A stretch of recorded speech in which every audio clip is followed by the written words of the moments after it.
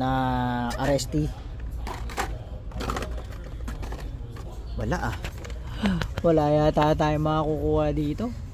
Mukhang ito lang bore lang makukuha natin dito, kasi maraming kurakot dito. Kinukurakot din nila mga kwan dito. Yan, Bel Air, N-case yan. So ito lang makukuha natin sa ngayon. Ang ganda ng kick cart na to sa P-case. Ang ganda ng kick cart na to. Solid din to. Napakaganda rin ng casting nito. So wala tayong makukuha. Mukhang bore lang makukuha natin ngayon. Ang daming kick cart dito. So, tapos yung mud pass. Ito, kick cart to. Ayusin natin. Ayan. Puro kick cart to. Oh. Ang daming butaw. Ayan. Ang ganda ng casting niyan. Promise, tong kick cart na to. So wala. Try natin dun sa ano nila. Dun sa mga premiums.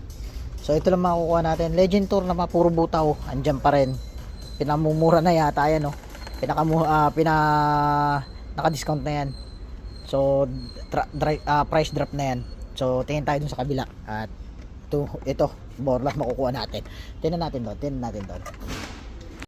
So ayun nga, peg warmer Ford GT, Maserati. Napakarami niyan, ayun, no. Nandito pa rin sila. Puro peg warmer na yan. Ford GT at ano. Ganda rin ito. Nandito pa rin tong Carrera. So Coca-Cola, same restock nung isang araw. Isang gabi tayong pumunta dito. Tingnan natin dito, MV2, Japan Cruiser. Anong laman na ito? Mazda, Subaru 350Z, Mazda RX-8, tapos Lexus. Yan po yung laman nila dito na MBX. May bagong lapag ba na MBX? Mas bago yata yun nandun sa ano, Ford Bronco. Yan po yung lapag niya. TerraTrike na walang katapusan at walang kamatayan.